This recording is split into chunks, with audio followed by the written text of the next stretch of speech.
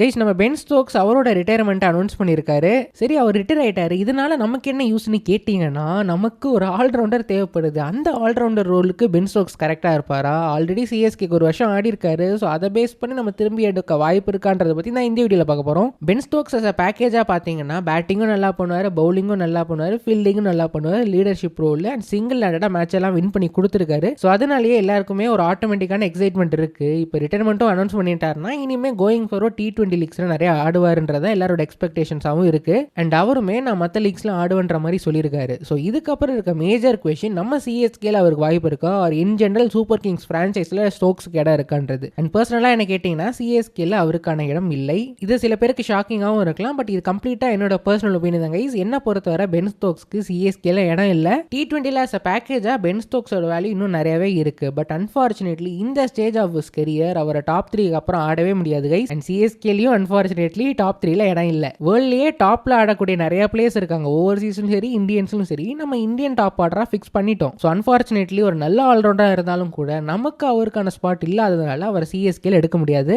Even அவரை 2023ல நம்ம அவ்வளோ காசுக்கு எடுத்தாலும் கூட அவர் இன்ஜுரி ஆகிட்டு போனதால தான் நம்ம வின் பண்ணோம். ஏன்னா அவரை 11ல ஆட வச்சுட்டு நம்மளால வின் பண்ணிருக்கவே முடியாது. அதனால தான் எம்எஸ்டி அதை புரிஞ்சுக்கிட்டு அவர் ஆடவே வைக்கல அதுக்கப்புறமா. ஏன்னா அவர் நமக்கு மிடில் ஆர்டர்ல ஆடிட்டு இருந்தார். அவரை வச்சு டாப் ஆர்டர்ல ஆடி இருந்தா கூட நம்ம வின் பண்ணிருக்கலாம்னு சொல்லுவேன். பட் அவர் மிடில் ஆர்டர்ல ஆட வச்சு அவரை வச்சு கேமை எடுத்துட்டு போகவே முடியாது. இந்த மாதிரி ஒரு ஆப்ஷன் இருக்கும்போது, ஃபாஸ்ட் நல்லா ஆடக்கூடிய பிளேயர் இருக்கும்போது நம்ம டாப் 3ல இந்தியன்ஸாக ஃபிக்ஸ் பண்ணது ஒரு சின்ன டிராபேக்காக தான் தெரியுது. பட் அது ஒரு பெரிய டிராபேக்காக இல்லை கைஸ். நெக்ஸ்ட் மெகா ஆக்ஷனில் கரெக்ட் பண்ணிடலாம். லோயர் மிடில் ஆர்டர் பேட்டர்ஸாக நிறைய பேர் எடுத்துடலாம். பட் சைடில் லுஹாண்ட்ரே பிரிட்டோரியஸ் எம்எல்சியில் ஆடுற ஆட்டத்தை பார்க்கும்போது அந்த மாதிரி ஒரு பிளேயர்லாம் நம்ம டீமில் பார்க்க முடியாதேன்னு ஒரு சின்ன வருத்தமாக தான் இருக்கு. அண்ட் கூடவே வர இன்னொரு ஒருத்தர் என்னன்னா, அந்த மாதிரி ஒரு ஸ்பெஷல் பிளேயர் நெக்ஸ்ட் மெகா ஆக்ஷன்ல இருந்து ஆர்சிபிக்கு தான் ஆட போறாரு. எஸ் 100லேயே ஆர்சிபியோட டீமில் தான் இருக்காரு. அதே கோச்சிங் ஸ்டாஃப் தான். ஸோ அவரை நல்லாவே ரேட் பண்ணுறாங்க, நிறைய காசு கொடுத்து எடுத்திருக்காங்க. ஸோ அதே ஆங்கிள் யோசிச்சிங்கன்னா மெகா ஆக்ஷனில் தான் லுஹாண்ட்ரே பிரிட்டோரியஸ் வருவார். அங்கே நிறைய காசு கொடுத்து அவர் எடுத்துருவாங்க. இங்கே தான் அந்த ஜெய்ஸ்வால் ட்ரேட் நடந்து ஜெய்ஸ்வால்க்கு பதிலாக லுஹாண்ட்ரே பிரிட்டோரியஸை ஆட வச்சு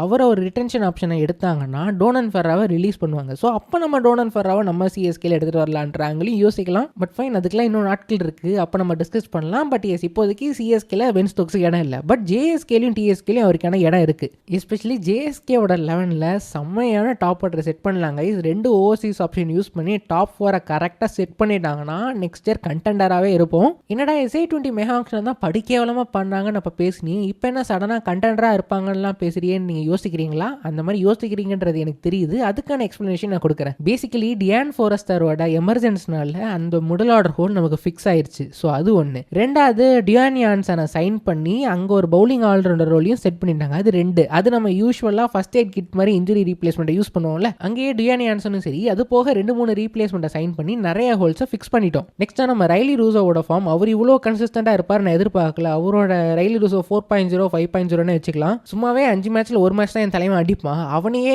2 மேட்ச் 3 மேட்ச் அடிக்க வச்சிட்டிங்கன்னா அதுவே ஒரு பெரிய விஷயம் தான். அவர்கிட்ட இருந்து ஒரு 30 ரன் வருது. கூட ஃபாஃப் டூப்ளஸஸ் இருக்காரு. அவர் யூஸ்வலாக அவரோட ரன் ஸ்கோரிங் அபிலிட்டி காட்டினாருன்னு வச்சுப்போமே. அப்போ ஓரளவுக்கு டீமோட டொமஸ்டிக்கோ நல்லாவே ஸ்ட்ராங்காக இருக்கு. டக்குன்னு நம்ம ஜேஎஸ்கேவோட 11 பார்த்தீங்கன்னா டாப் ஆர்டர் தான் வீக்காக இருக்கு. ஏன்னா ஃபாஃபோட ஏஜ் ஒரு ரீசன், ரைலி ரூசோவோட அன்பிரடிக்டபிலிட்டி ஒரு ரீசன். மீதி இருக்கிற 2 ஓவர்சீஸ் ஸ்பாட்லையும் டாப் கிளாஸ் பிளேயர் சைன் பண்ணி போட்டாங்கன்னா கண்டிப்பாக ஷோர் ஷாட்டாக நம்ம ஒரு பெரிய கண்டென்டராக தான் இருப்போம். அது ஒரு ஆல்ரவுண்டராக இருந்தால் இன்னொரு ஆடட் அட்வான்டேஜ். கூடவே இருக்க இன்னொரு அட்வான்டேஜ் என்னன்னா ஒரு லெஃப்ட் ஹேண்டராக இருக்கிறது. ஸோ லெஃப்ட் ஹேண்டர் ஆல்ரவுண்டர் டாப்ல ஒரு ஸ்பாட் ஓப்பனாக இருக்கும்போது நேச்சுரலாக பென் ஸ்டோக்ஸ் அங்கே ஃபிட் ஆகுறாரு.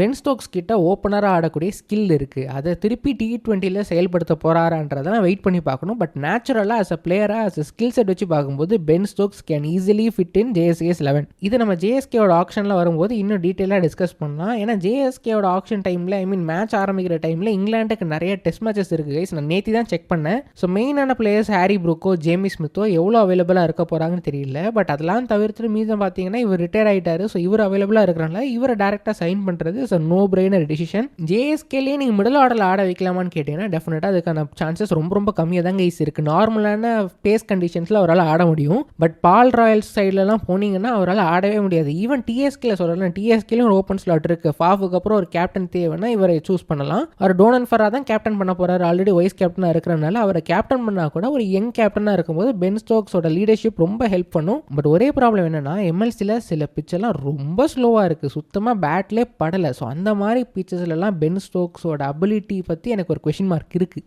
ஈவன் அவர் ஓப்பனராக இறக்கி விட்டால் கூட எம்எல்சியில் சில கண்டிஷன்ஸில் எப்படி ஆடுவார்ன்றது ஒரு பெரிய question mark. But in general as a பிளேயராக அஸ் அ கமோடிட்டியாக பார்க்கும்போது டிஎஸ்கேலையும் ஒரு சைட் பண்ணுறது is a no brainer decision.